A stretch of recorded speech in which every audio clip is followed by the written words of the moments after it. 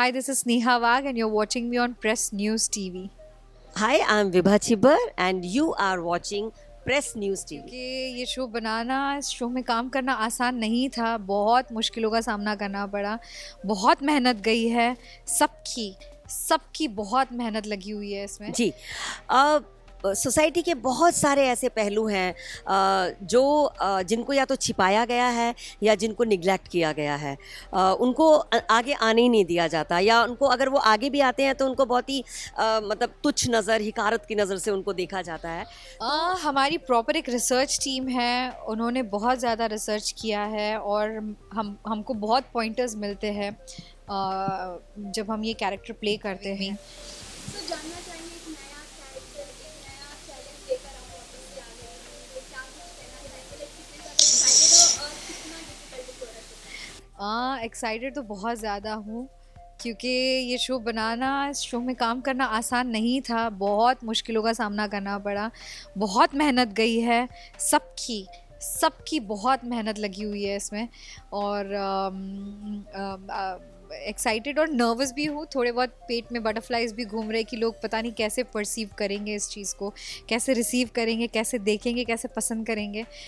But audience हमारी माँ बाप है, तो all the love, all the praises and everything is theirs. Okay, so promo में देखा काफ़ी इंटरेस्टिंग लगा, कहानी वगैरह को लेकर थोड़ा भी जो भी नोटिस किया गया। तो फैंस ये जानना चाहती है कि आखिर एक माँ अपनी बेटी को बाहर जाने से क्यों रोकती है, तो इसे लेकर क्या कुछ कहना चाहेंगे? आई थिंक वो प्रोमो में ही बहुत क्या बोलते हैं, हाँ, वो प्रोमो में ही बहुत एविडेंटली बता भी दिया बाद में कि सोनागाची के जो लोग हैं वो वहाँ पर बड़ी हो रही है नीरजा, एंड प्रतिमा नहीं चाहती कि वो उसी चैलेंजेस को फेस करे या उसी स्ट्रगल्स को फेस करे जो प्रतिमा ने फेस किए हैं। सो इसके लिए उसे घर से बाहर नहीं जाने देती, इसके लिए उसे ककून में रख रही है प्रतिमा, ताकि उसकी ज़िंदगी अलग बने प्रतिमा से। ओके, सो देखा गया है जिस तरीके से इस शो की कहानी है, उसे लेकर अगर जानना चाहें आपसे, तो आपने कितना रिसर्च किया है या फिर कितना स्ट्रगल किया इसे लेकर? हमारी प्रॉपर एक रिसर्च टीम है, उन्होंने बहुत ज़्यादा रिसर्च किया है और हमको बहुत पॉइंटर्स मिलते हैं जब हम ये कैरेक्टर प्ले करते हैं। ये ऐसे कैरेक्टर्स प्ले करते हैं जो हम रियल लाइफ में नहीं देख सकते या रियल लाइफ में नहीं देख पाते, तो जो हमारे की पॉइंट्स होते हैं वो हमको बहुत ज़्यादा उस पर वर्क करना पड़ता है। फॉर प्रतिमा आई थिंक मेरे लिए ज़्यादा डिफ़िकल्ट बस एक ही चीज़ रही है, उसका जो इमोशनल पेन है वो साइड, क्योंकि मैं कभी ऐसी औरत से नहीं मिली हूँ, तो मुझे वो समझना बहुत इम्पोर्टेंट था। तो ये जो शो है वो बंगाल बेस्ड है, तो आपसे जानना चाहेंगे ऐसी कोई चीज़ जो बंगाल की आपको सबसे ज़्यादा पसंद है और अट्रैक्ट करती है? बंगाल का खाना और बंगाल के लोग बहुत मीठी बोली बोलते हैं, ओहो मुझे इतना मज़ा आया। But apart from the language I think the food is amazing, so yes. Lastly show को लेकर लास्टली मैं फ़ैन से ये बोलना चाहूँगी कि आप देखिए नीरजा एक नई पहचान कलर्स पे आ रहा है 8:30 बजे 10 जुलाई से। आपने मुझे बहुत प्यार दिया आज तक, and I hope and I wish and I pray कि आप इस किरदार को भी उतना ही प्यार दें। Thank you so much.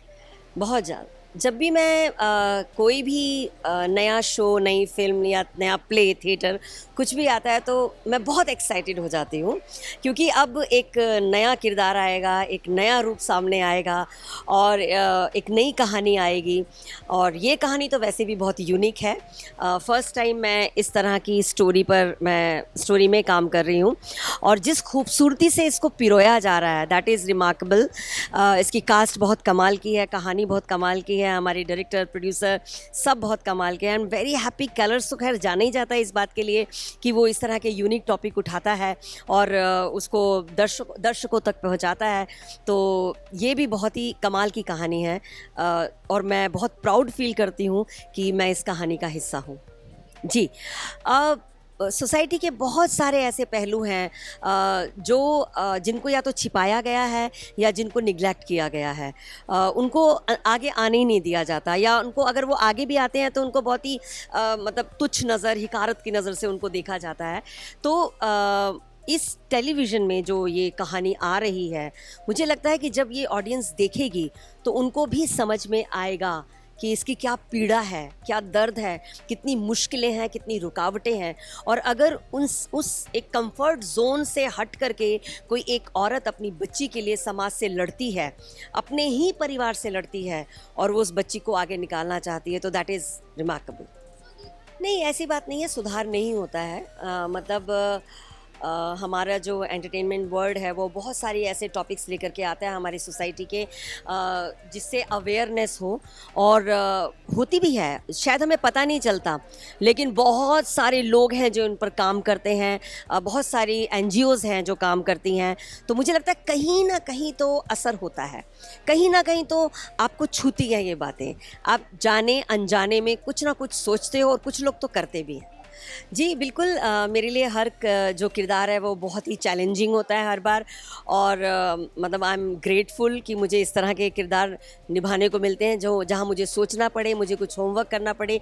ये कैरेक्टर भी बहुत चैलेंजिंग है।